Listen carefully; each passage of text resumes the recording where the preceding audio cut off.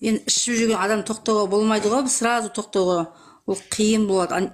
Мысалы темекіден тасталамайсың ғой, шегіп жүрген темекіні мысалы біреулер тастайды деп тасталмайды ғой, қанша шексе де тастаймын дейді, тасталмайды. Арақты сондай ғой мысалы.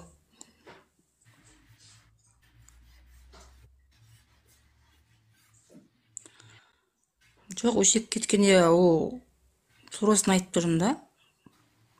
Адам басына өткеннен кейін енді оған да қиын ғой, данаға қарап отырсаң. Ішіп жүрген адам бірден тастап кету өте ауыр, тоқтап қалу.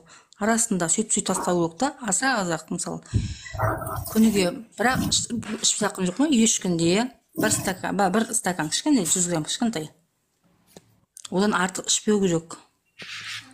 Бұл жерде өсек емес қой, бұл жерде просто енді данаға жанасып тұрмыз ғой. Маған келіп кететін ештеңесі жоқ, просто айтып тұрмын, маған эфиріне кірген кейін қарап тұрсам, ойбай, несе деп отырмын. Қыздар.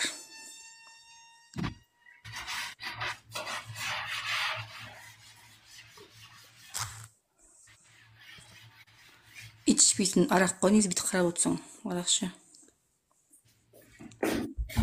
Бүгін азында эфирде жарып атсыз ғой, тұра салып, қырып атсыз ғой.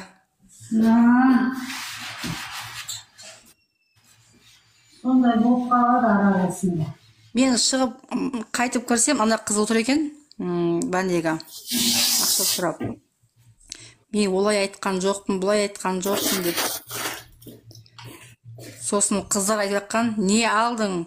Бәндегі жинап берген ақшаға не алдың деген, болмайтын зат, домашний бір нәрсе. Балаға ештеңе алмаған, тек өзіне алған. Оны тастай сал, керегі жоқ, тастай сал керегі жоқ.